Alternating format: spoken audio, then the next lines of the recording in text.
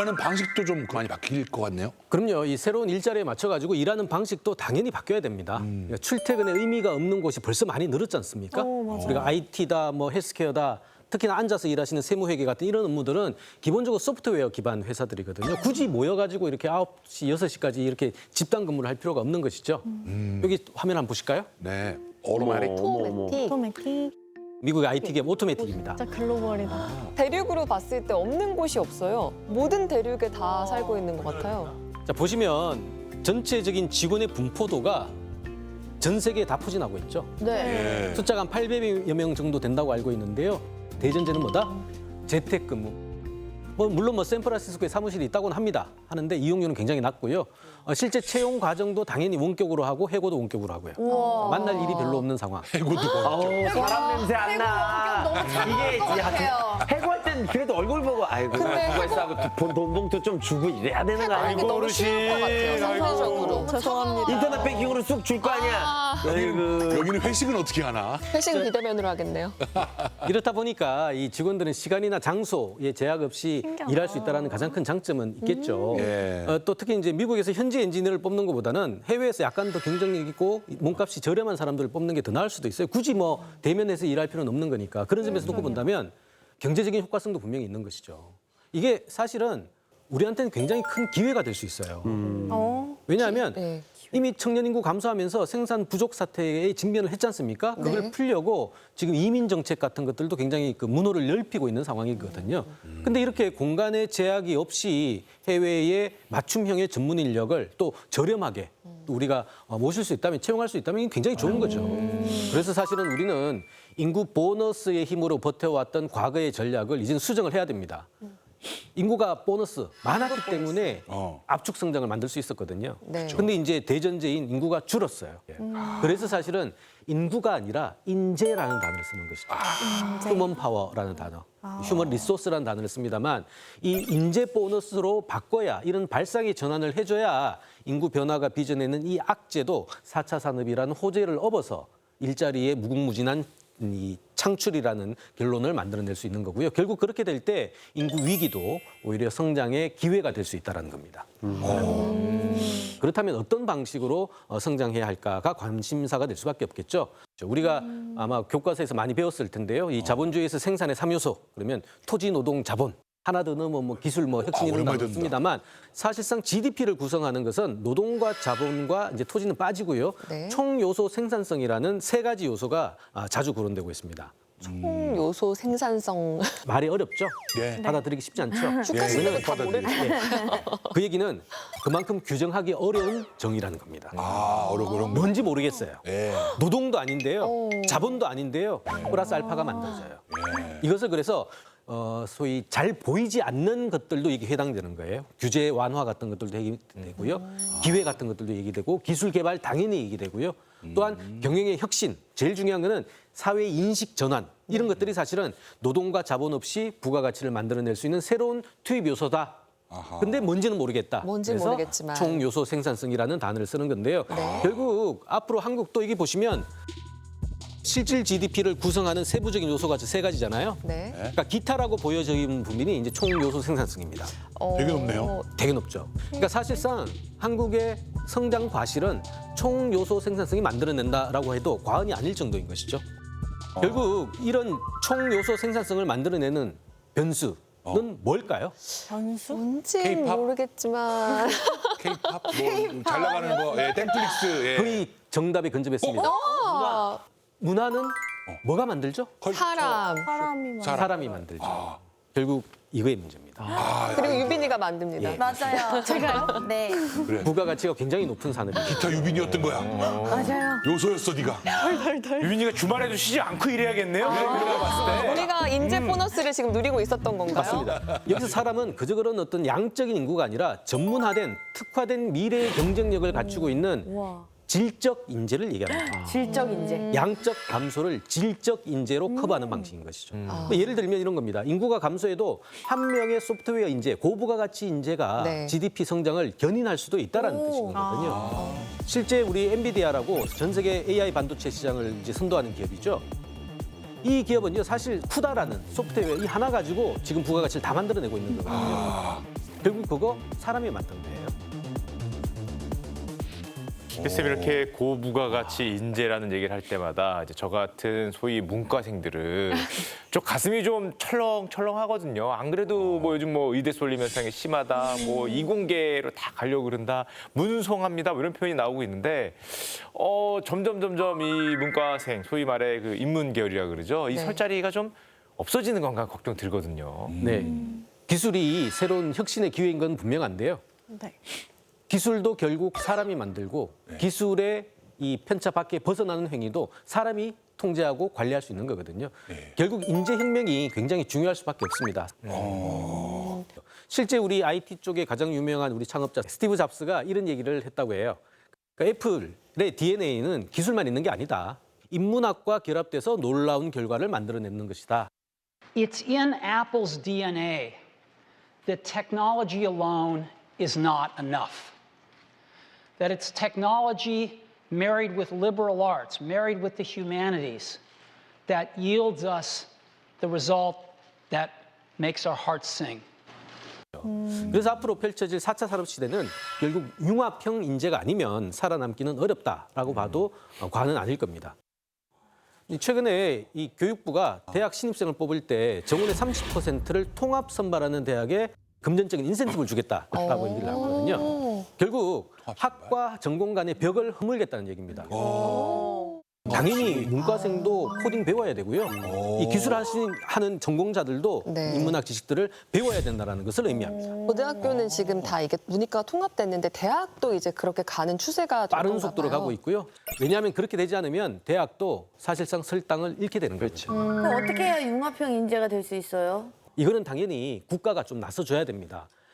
균등한 방식으로 유치원부터 대학까지 누구도 원한다면 양질의 교육을 받을 수 있는 체계들을 정부나 사회가 선투자를 해가지고 만들어줘야 되는 것이죠. 그렇게 된다면 전체 인구, 즉 생산 가능 인구가 100% 완전 연소를 해서 경제활동 인구로 바뀔 수 있는 바로 전체 총동원의 투입 사회가 만들어질 수도 있다는 것이죠. 사실 제 후배가 게임 회사 대표인데 제가 조금 궁금해서 어느 자리에서 물어봤어요. 너네같이 공대생들을 위한 직업이 너무 많으면 인문학과 출신들은 어떻게 취업해? 그랬더니 처음에는 이제 공대생들만 다 뽑아놨더니 어떤 게임을 하나 개발을 해도 이 스토리 라인이 안 되는 거예요. 이게 안 되니까 인문학과 출신들을 또 뽑았더니 이게 너무 또 풍성해진 거죠. 그 서사가 굉장히 그 그렇죠. 인기 요인이잖아요. 네. 스토리. 뭐 이래서 사실 말씀하신 그 융합형 인간 교육이라는 게 굉장히 중요한 것 같습니다. 그러나 네. 제 나이가 돼 보니 키오스크 하나도 손가락 올리기가 힘든 사람한테 어떻게 재교육으로 코딩이며 뭐며 어떻게 하라는 거예요 지금. 아니 그런데 아까 얘기하신 것처럼 전체 인구라고 하면 노년 인구도 죄송해요. 노년 인구도 포함이 되는 거죠. 그럼요. 이게 당연한 얘기고요. 사실 요즘 나이 60 됐다고 환갑잔치 하는 거 보셨나요? 아니요. 없잖아요. 그죠? 젊지. 이제 60대는 사실상 본인도 청년인 줄 알고요. 왜 이게 시선들도 네. 60세라고 그럼 고령 인구? 이런 인식은 안 가지게 되는 거거든요. 맞아요. 예전과 달리 굉장히 건강해졌고요. 실제 맞아요. 또 경제 활동을 하시는 분들도 굉장히 많은 거예요. 맞아요. 결국 이런 어떤 달라진 인구와 관련돼 있는 개념들은 사실 인구 감소를 겪고 있는 우리 사회에 굉장히 중요한 장점으로 작용할 수가 있는 거거든요. 인구 분포 그래프 한번 보실까요? 네. 네. 100만 명이 넘던 시절이 있었군요. 예, 100만 명이 넘던 시절이 있습니다. 2540, 야. 5570. 통상 우리가 베이비 부머라고 표현을 하면요. 1955년부터 63년 구간을 얘기합니다. 저기 있는 빨간색 구간이죠. 저게 740만입니다. 우리가 베이비 부머라고 표현했을 때 이 빨간 구간만 얘기를 했는데요. 실제로는 이 파란 구간에 있는 게 실질적인 베이비 부머 구간입니다. 이게 몇 년도까지예요? 연도부터 보면요. 1955년생 여기서부터 출발해서 1975년 구간까지 20년 구간이에요. 아이고 제가 베이비 부머 세대네요. 딱 들어가세요? 딱 들어가네요. 여기서는 아마 저와 우리 홍수천님만 족이 해당되는 야. 가까스로 벗어났다. 가까스로 벗어났다. 우리 때만 해도 초등학교 때 시골인데도 불구하고 반이 막 8반, 9반 옛날에 오전 오후반 치고 많지 받고 않았어요? 우리는 오전, 오후반하고 그 많은 와중에 제가 1등하고 이랬지 않습니까? 아유 박수 한번 주세요. 이게요. 지금 20년 구간에 숫자로는 1,700만 명이거든요. 네. 그러니까 3년만 더 보태면 연간 100만이라는 얘기예요. 자, 보시면 전체적인 구간에서 놓고 봤을 때 클라이막스 구간, 정점 구간에 있는 20년의 사람들이 사실은 한국 사회에서 지금 현재 어떤 나이냐? 바로 중년 인구, 경제 활동 인구의 가장 중요한 허리 부분을 차지하고 있습니다. 맞죠. 이분들이 이제 분모에서 분자로, 즉 경제 활동 인구에서 피부양 인구로 넘어가면 상당한 변화가 있을 수밖에 없다라는 것이죠. 이러다 보니까 이들 인구를 어떻게 활용할 것인가가 굉장히 중요한 화두가 될 수밖에 없는 거예요. 실제 한국 같은 경우에는 첫 번째 가장 오랜 직장에서 은퇴하는 연령대가 한국은 50세가 안 됩니다. 매년 안타깝게도 낮아지고 있어요. 되게 빠르다. 그러니까 쉽게 얘기하면 우리 홍서천님 같은 경우에는 친구분들은 지금 직장에 계시면 안 되는 거예요. 어허. 벌써 은퇴한 친구들도 있어요. 아, 그래요? 회사에서.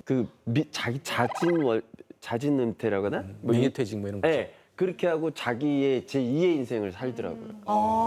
벌써가 아니라 대부분 문제는 50세에 가장 오래 다닌 회사에서 그만두는 게 현실임에도 불구하고 이들이 실제 근로 현장에서 이탈하는 것은 몇 년인가, 몇 살인가라는 거거든요. 우리나라가 멕시코 다음으로 고령 근로가 길어요. 실질적으로는 70대 초반이 돼야 완전하게 뒷방으로 빠지십니다. 실제 지난해 대비 60세 이상의 그 자격증 취득 인원을 놓고 보면요, 10%가 늘어났다고 그래요. 왜냐하면 불안하거든요. 불안하니까 나이가 들어도 할 수 있는 일자리들을 찾아갈 수밖에 없는 거고요. 대개 보면 뭐 우리 지게차 운전하시는 분들, 그다음에 기능사 같은 것들, 제빵 같은 것들, 이런 파트와 관련돼서 50대, 60대의 자격증 취득 열기가 생각보다는 굉장히 빠르다라는 거죠. 쌤, 이렇게 65세 이상이 옛날과 같지 않다면은 사실은 지난번에도 말씀해 주셨듯이 정년이 어떤 법적으로 연장이 되든지 아니면 사회 문화적으로 이 연장이 돼야 사실은 더 좋은 일자리에서 조금 일할 수 있고 그런 상황이 좀 되지 않을까요? 결론부터 말씀드리면 정년 연장은 될 수밖에 없는 과정이고요. 반드시 가야 될 과제다라고 생각이 듭니다. 특히 우리 유엔만 하더라도요, 60세, 65세 기준이 옳지 않다는 얘기를 이제 공식적으로 하고 있어요. 그리고 우리보다 앞섰던 일본이나 유럽의 일부 국가들 같은 경우에는 65세가 아니고요, 보통 67세, 8세까지도 정년들을 연장하는 느낌으로 가고 있고요. 최근에 우리 프랑스가 국민연금 수급 기간을 2년 늘리는 것 때문에 네. 맞아, 난리 났어. 시내에서 데모하고 막 그런 게 그렇죠. 그렇죠. 2년 늘리는 것 때문에 그랬거든요. 그만큼 쉽지 않은 과정이에요. 하지만 그 프랑스도 지금 70세를 향해서 가고 있습니다. 결국 정년 연장이라는 표현을 씁니다만 정년 연장은 출발에 불과하고요. 바로 정년 폐지로 갈 거고요. 본인의 근로의 능력과 의지만 있다면 100세까지도 일할 수 있는 방식으로 가는 게 사실상 전체적인 흐름이다라고 보는 거죠. 근데 저런 정책을 추구할 때 이제 평생을 그렇게 열심히 살아서 이제 좀 쉬고 싶고 놀고 싶고 나라에서 주는 무슨 뭐 연금이나 내 연금 타서 좀 쉬고 싶고 여행도 하고 싶고 이런데 갑자기 너 계속 일해. 은퇴하지 말고 일해. 돈 벌어야죠. 아직 건강하잖아요. 뭐 이렇게 얘기하면 약간 억울할 수도 있고 내 인생은 뭔가. 그거는 홍석천 씨가 준비가 다 노후 대비가 돼 있어서 그러신 거 아니에요? 맞아요. 불안해서 제가요? 더 감사하다고 할 수도 있을 것 같아요. 나 더 일할 수 있어요. 외로워요. 돈이 있으면 뭐합니까? 혼자서 외로워요. 놀아볼 사람 없어요. 보석 때 많잖아요. AI 보석 로봇이랑 때. 놀게 생겼어요. 그럼 우리가 월, 화, 수, 목, 금 한 분씩 놀아드립시다. 그래요. 제가 돈 드릴게요. 뭐 돈을 받고 놀아요. 근데 듣다 보니까 해결책이 좀 그런 것 같기도 하네요. 그냥 노인을 없애면 되겠구만. 노인을 일하라고 해. 이런 식으로 또 그냥 갖다 붙인 것 같기도 하네요. 어떻게 보면. 그러니까 기본적으로 피부양 인구는 뒷방에서 소위 재정의 부담을 주는 굉장히 뭐라 그럴까요? 짐 같은. 그렇죠. 짐 같은 이런 인식들을 갖고 있는 옛날의 고정관념이에요. 네. 그런 관념 때문에 가용해서 쓸 수 있는 사람들도 사실은 못 쓰게 되는 거고 맞아요. 실제 일하고 싶은 사람들에겐 도리어 65세라는 게 멍해가 돼서 일을 못하게 하는 또 상황도 만들어지는 좀 거거든요. 유연하게 해야겠네요. 대표적인 게 우리 65세가 되면 복지의 대상일 수도 있겠습니다만 새로운 비즈니스의 주체가 될 수도 있는 거거든요. 특히나 의료와 간병 같은 것들은 65세 이상이 되면 불가피하게 생길 수밖에 없어요. 그래서 이런 인식만 바꿔도 사실은 새로운 비즈니스를 만들어내고 새로운 힘이 될 수도 있는 거거든요. 그런 식의 인식 전환 같은 프로그램 개발 같은 것들이 굉장히 중요하다는 것이죠. 결국 65세 이상의 새로운 비즈니스가 새로 생겼잖아요. 생기다 보다는 건 뭐냐면 과거에 없던 새로운 시장이 조성됐다는 것을 의미합니다. 시장이 조성됐다는 것은 노동이 새로 공급돼야 된다, 일자리가 새로 만들어졌다는 것을 의미합니다. 결국 이 새로운 시장이야말로 사실은 현역 인구를 받아낼 수 있는 새로운 일자리의 공급과 창출이라는 의미인 것이에요. 그러니까 앞서 얘기했듯이 40대에서 70대를 아우르는 1,700만 중년들은 사실상 현역 소비를 앞으로도 계속할 가능성이 높아요. 실제 한국보다 저출산 고령화가 빨랐던 일본 같은 경우에는요. 지하철을 타보시면 단적으로 알고 있는데 한국도 지금 많이 바뀌었습니다만 학원 광고가요. 전부 다 묘지 광고로 바뀌었어요. 그랬어요. 우리도 지금 잘 생각하시면 신문지에 나오는 광고들 보면 무슨 묘지 공원, 안락한 노후를 뭐 이런 것들이 굉장히 많습니다. 저 얼마 전에요. 그 가요계 시상식 갔는데 그 트롯 가수분의 팬클럽 분들이 시니어 분들이 엄청 많아서 그 거기가 자리가 엄청 많이 메워진 거 보고 아, 이 파워가 대단하구나. 그리고 콘서트 여는 것도 이제 더 객석을 늘리겠다 하는 거 보고 아, 여기 시장이 되겠구나 하는 생각이 들어요. 그 예전에는 음악 방송하면 그 아이돌 팬, 오빠 맞아요. 팬 때문에 꽉 찼는데 요즘에는 임영웅 씨. 그치 우리 아들 같은 그 팬이라고 해야 되나? 어르신들 팬이 오히려 더 파워가 있는 것 같아요. 컨셉버스 타고 근데 이동하시더라고요. 사실은 이제 그 시니어 그룹은 돈이 있기 때문에 가수들의 어떤 굿즈라든가 무슨 콘서트라든가 뭐 이런 거에 돈을 쓰는 거가 이 아이돌하고 또 다르다고 합니다. 맞아요. 네. 맞아요. 자, 그런데 우리가 잊지 말고 사실은 챙겨야 될 생산 인구는 더 있습니다. 어디일까요? 이제 위가 없으면 아래를 어린 친구. 더 어린 애들을 일시켜야 되는. 우리가 잃지 말아야 될 생산 인구, 생산 인구?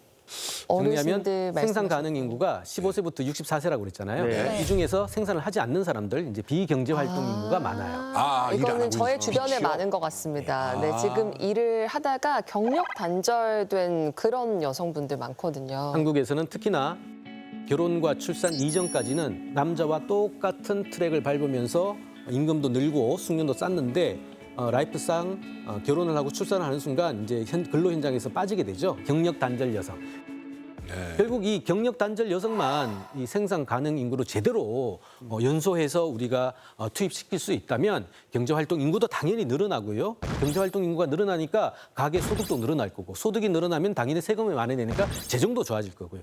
결국 이것들이 선순환 구조를 통해서 한국의 GDP를 높이는 강력한 유인책이 될 수 있다는 것이죠. 지금 말씀 주신 그 여성들의 재취업 문제, 돌아가는 문제에 대해서는 정말 좀 조심스러운데 이게 상대적으로 여성에 대한 혜택이 너무 늘어나다 보면 좀 역차별이 될 수 있지 않냐 이런 얘기도 사실 굉장히 많은 것 같거든요. 한국에서는 굉장히 논쟁적인 이슈입니다. 이게 사실은 20대한테는 굉장히 중요한 이 남녀 간의 이 대결 화두로 지금 이 전락이 된 것 같아요. 사실은 그렇게 돼서는 안 되는 이슈인 건데 결국 어느 한쪽에 차별을 당하는 일은 없어야 됩니다. 이게 대전제이고요. 그럼에도 불구하고 여전히 통계상 혹은 현실상 이 경력 단절 여성을 포함해서 여성의 경제 활동이 비교적 남성보다 열위에 있다는 것은 사실인 것 같아요. 이것에 대한 정상화 작업들, 중립화 작업을 먼저 해줄 필요가 있습니다. 그래서 지금 우리나라의 그 인구 변화에 맞게끔 그 많은 경험과 숙련된 기술을 지닌 고령 인구 그리고 경력 단절 여성 같은 이런 잠재적인 인력까지 적극 활용할 수 있는 방식으로서의 전원 참가형의 경제 모델로 가는 것은 이게 선택이 아니고요. 필수일 수밖에 없다고 보는 거고요. 당연히 가야 될 지향이기도 합니다. 네. 근데 여쌤 뭔가 다른 방향에서 보면은 이렇게 진행이 되다 보면은 부모 세대랑 자녀 세대 간의 뭔가 일자리 경쟁이라든지 이런 문제들이 발생할 수도 있지 않을까요? 그게 이제 유민님 말씀처럼 정년 연장 때문에 이 청년의 일자리가 줄어들 것이야라고 보는 거거든요. 그래서 일자리가 아빠의 일자리와 아들의 일자리가 경합할 거야라고 얘기하는 건데요. 근데 기본적으로는요 경합을 하지 않아요. 그래서 얘기로서는 가능성이 있는데 현실은 다르다라는 거고요. 왜냐 20대의 신입사원의 일과 네. 50대, 60대의 숙련된 이 베테랑의 일은 내용이 다릅니다. 성격이 달라요. 일부 경합하는 것 때문에 사실은 이것을 필요 이상 피곤하게 이 대립의 논쟁으로 갖고 가는 건 옳지 않다라는 거고요. 네. 결국 일자리는 경합하지 않는다라고 보는 게 최선인 것 같습니다.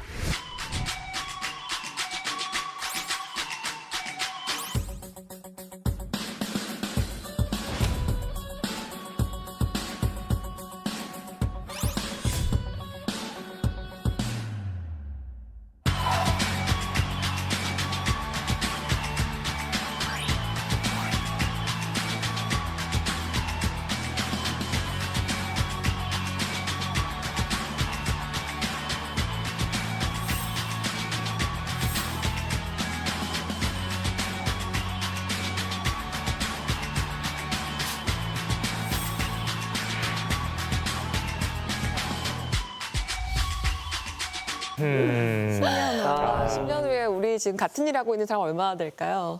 10년이라 그러면 정말 길어 보이는데 사실 금방이에요. 생각해보면 금방이잖아요. 네, 와, 맞아요. 근데 요즘에 진짜 평생 직장이라는 개념이 좀 없어진 지가 몇 년 됐는데 완전 분위기가 달라진 것 같아요. 확실히 제가 그 라디오 DJ 하고 있잖아요. 그 최근에 직장을 옮기려고 합니다라는 그런 사연들이 정말 많이 와요. 엔잡러가 되게 유행하기 시작하면서 퇴직하는 짤이라고 해서 퇴직짤이라고 제일 유명한 게 안녕히 계세요 여러분 이런 짤도 있고 맞아요. 뭐 해리포터에 나오는 뭐 저기는 자유예요 아이고, 이런 짧아졌다. 거를 되게 정말 밈처럼 많이 사용하시거든요. 그래서 뭔가 퇴사에 대한 생각이 좀 많이 바뀌었다라는 게 저도 체감이 되더라고요. 맞아요. 네. 맞습니다. 퇴사가 재앙이 아니라 축복일 수도 있겠다. 뭐 여기는 젊은 친구들이 많이 늘어난 것 같아요. 그러니까 아무리 고학력 대기업 모델을 쫓아서 실현해서 좋은데 남들이 들었을 때 와우 거기 들어갔어요 축하합니다 라는 회사에 들어갔음에도 불구하고 2, 3년 만에 그만두는 친구들이 굉장히 많이 늘었거든요. 아니 그 좋은 직장을 왜 그만둡니까? 그 부모님들이 다 막 우리 아들 대기업 취업했다고 막 동네방네 다 자랑하고 쏘시고 막걸리 쏘시고 했는데 이게 이 자식 새끼인지 이게 왼수 새끼인지 이게 어르신, 아이고. 아이고 막걸리값 그거 못 뽑으실까 봐. 아니 내가 돈을 들여서 얼마나 지를 가르쳤는데 그만하세요. 아이고. 진득하게 일을 해야지. 자 정리하겠습니다. 예. 그 좋은 일자리는요. 부모님의 인식이에요. 그러니까 자녀들은 그 일자리가 좋은 일자리라고 생각하지 않습니다. 똑같은 현상을 바라보는 인식의 세대 차이가 있는 거예요. 그래서 좋은 일자리에 대한 개인과 사회의 이 기준 차이, 부모와 자녀 세대의 이 격차를 줄이는 작업들이 굉장히 필요해요. 그러니까 나아가서는 한국이 만들어냈던 연공 형태가 아닌 방식으로서의 수평적인 커뮤니케이션 같은 것들, 이런 것들도 굉장히 중요할 수밖에 없습니다. 이 나라별 임금 격차를 한번 보실까요? 배율이요. 배율. 세 배죠. 많이 신입사원과 숙련된 그러니까 시니어 그룹과의 차이인가요? 그렇습니다. 예를 들면 조금 거칠게 얘기하면 신입사원이 30 받을 때 선배들. 선배들은 100을 받는다는 얘기예요. 임금 격차. 덴마크나 스위스, 독일, 이렇게 서구 사회 같은 경우에는 비교적 굉장히 낮죠. 네. 근데 네. 한국은 가장 크고요. 일본이 그나마 좀 줄어서 조금 2.4배 정도 수준입니다. 한국과 일본의 공통점, 바로 이게 연공제라는 겁니다. 호봉제라고 불리는 굉장히 연령 차별적인 임금 구조를 갖췄다는 것이죠. 근데 예를 들어서 저 같은 경우는 이제 뭐 연예계 30년 차인데 30년을 뭐 각 방송국에서 열심히 했어요. 근데 유빈이처럼 이제 막 시작한 친구가 왔어. 근데 저하고 임금 격차가 출연료가 뭐 한 10만 원 차이나. 그럼 되게 화날 것 같아요. 제 입장에서. 유빈 씨 얘기 한번 들어볼까요? 어떻게 생각하세요? 누가 인기가 더 많다고 생각하는 거니? 네가 더 인기가 많다. 인기 말고 유빈 씨 그런 내가 지금 어리지만 나는 지금 내 능력만큼 받고 있다. 그럼. 부족하게 받고 있다. 어떻게 이 생각하세요? 시청률에 네가 몇 퍼센트 기여를 헬팝 한다고 아이돌 생각해? 무시합니까? 그러니까 밖에 팬들이 기다리고 있어. 형은 없지만. 없더라고요, 저는. 그럼요. 재영 씨 뭘 달라요. 잘못했을까요? 아니, 많이 받아가세요, 출연료. 아니요. 이 논쟁에 종지부를 찍을 수 있는 거는 하나가 있습니다. 뭐예요? 둘 다 감독. 시청률을 분해해가지고 각각이 얼마만큼 올렸나를 판단할 수 있습니다. 어떻게? 분당으로 다 따져. 바로 평가책입니다. 평가책. 평가 체계. 평가가 공정하고 객관적이면 사람들은 다 받아들이게 되겠죠. 자, 근데 한국 사회 어떻습니까? 힘들지. 안 평가 그래요. 자체가 이게 팀제로 만들어진 건지 공정하지 자기가 해서 않아. 만들어진 건지 안 나오잖아요. 네, 안 나와. 그리고 승진을 앞두고 있으면 조금 더 가점 주기도 하고 하는 맞아요. 이런 문화가 있는 사회라서 사실상 전체적인 근로 환경, 고용 환경이 이런 직무급제를 쓰기가 쉽지는 않아요. 그러니까 미국 같은 경우에는 이 차이가 거의 없거든요. 오로지 딱 하나, 평가와 관련돼서 차이가 나는 거에 대해서는 임금 격차가 당연히 존재합니다. 쌤 우리나라에서 이게 참 어려운 문제라고 보는 게 그 미국에서 그 차이가 거의 없다 그러면은 한마디로 시니어가 지금 여기 뭐 30년 이상 일하신 시니어가 받는 월급 비슷하게 신입사원도 그 정도의 연봉을 거의 비슷하게 받는다는 말인데 우리나라에서는 저걸 줄인다 그러면은 내가 나중에 호봉이 찼을 때 받을 수 있는 어떻게 보면 그 인센티브 같은 개념을 줄인다는 거로만 인식을 하거든요. 이게 신입은 또 이렇게 올라가고 시니어가 됐을 때가 줄어야 이게 차이가 주는 건데 한국식은 그냥 앞으로 근로자가 받을 목만 주는 거 아니야?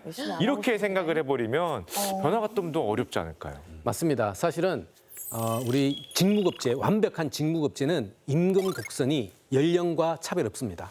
쭉 갑니다. 이렇게 돼야 되는군요. 왜냐하면 20대든 이게 80대든 임금 차이는 딱 하나, 성과 차이거든요. 시청률 차이거든요. 그죠? 그런데 한국은 어떻죠? 이렇거든요.